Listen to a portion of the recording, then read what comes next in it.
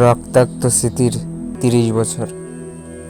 ঠিক কী ঘটেছিল ১৯৯৩-এর ২১শে জুলাই?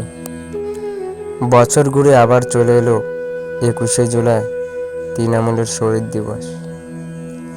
এই দিনটি নিয়ে বরাবরই আবেগপ্রবণ তৃণমূলের নেতা কর্মী সমর্থকেরা।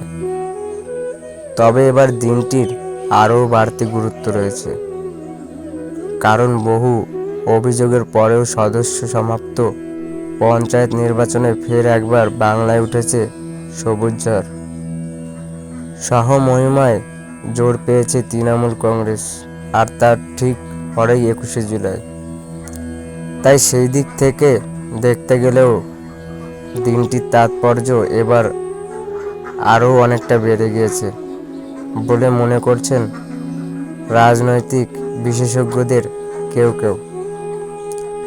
কিন্তু যে দিনটিকে ঘিরে গোটা তৃণমূল কংগ্রেসের এত আয়োজন, আসলে ঠিক কী ঘটেছিল সেদিন? যে সময়ের এই ঘটনা, অর্থাৎ ১৯৯৩ সাল, সেই সময় অবশ্য তৃণমূল কংগ্রেসের জন্ম হয়নি।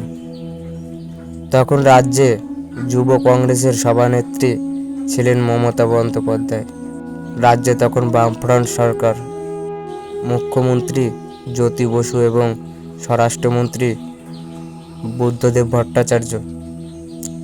নির্বাচনী প্রক্রিয়ায় স্বচ্ছতা আনতে সচিত্র ভোটার কার্ডের দাবি তোলেন মমতা, আর সেই দাবি নিয়েই মহাকারণ অভিযানের ডাক দেয় যুব কংগ্রেস। সকাল ১০টা থেকে জমায়েত শুরু হয়। মোট ৫টি এলাকা দিয়ে মিছিল করে এগোতে থাকেন যুব কংগ্রেসের কর্মী সমর্থকেরা।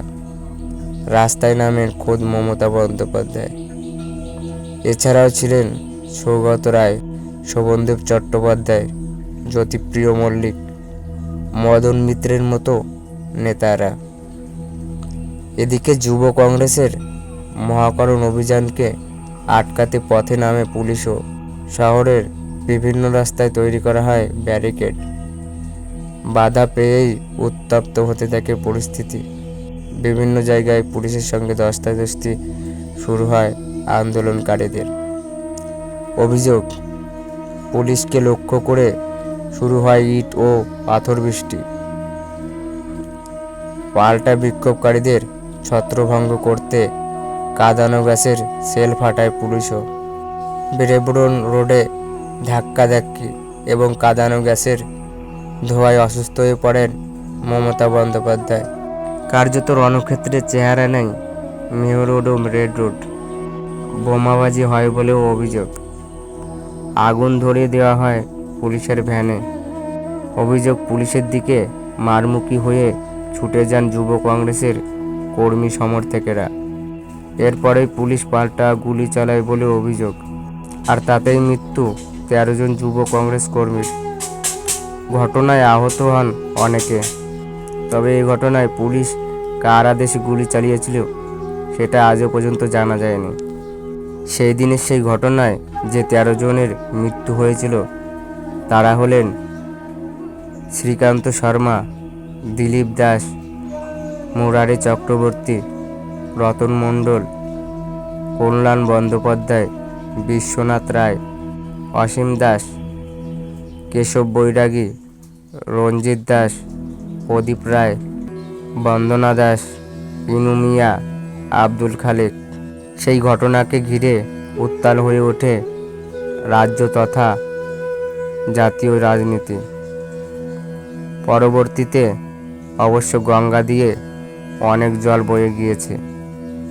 রাজ্য রাজনীতিতেও পরিবর্তন এসেছে বহু। কংগ্রেস ছেড়ে বেরিয়ে তৃণমূল কংগ্রেস গঠন করেছেন মমতা বন্দ্যোপাধ্যায়। বাম সরকারকে সরিয়ে ক্ষমতায় এসেছে তৃণমূল।